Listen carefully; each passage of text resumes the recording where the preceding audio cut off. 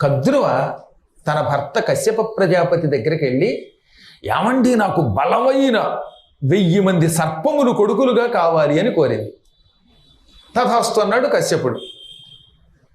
ఈ రెండో భార్య వినత భర్త దగ్గరికి వెళ్ళి ఆ 1000 మందిని ఒక్క దెబ్బతో కాలితో కూడా తన్ని అవతల పారేయగలిగేంత బలం ఉన్న కొడుకులు 2 కావాలి అంది. తథాస్తు అన్నాడు ఆయన. దాంతో కద్రువకి 1000 గుడ్లు పుట్టాయి, వినతకి 2 గుడ్లే పుట్టాయి.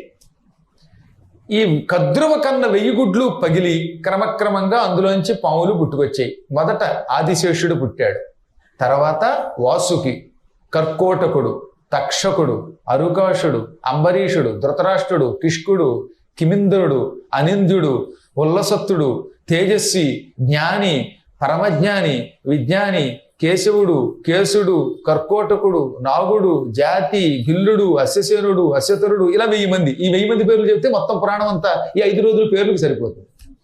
ఇలా 1000 మంది పాములు పుట్టుకొచ్చారు.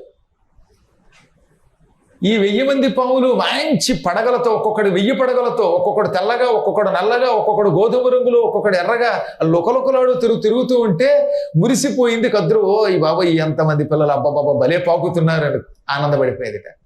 చూసారా, ఒకే తల్లికి పుట్టిన పిల్లలే, కానీ ఆదిశేషుడు, వాసుకి తెల్లగా నాలా అందంగా ఉన్నారు.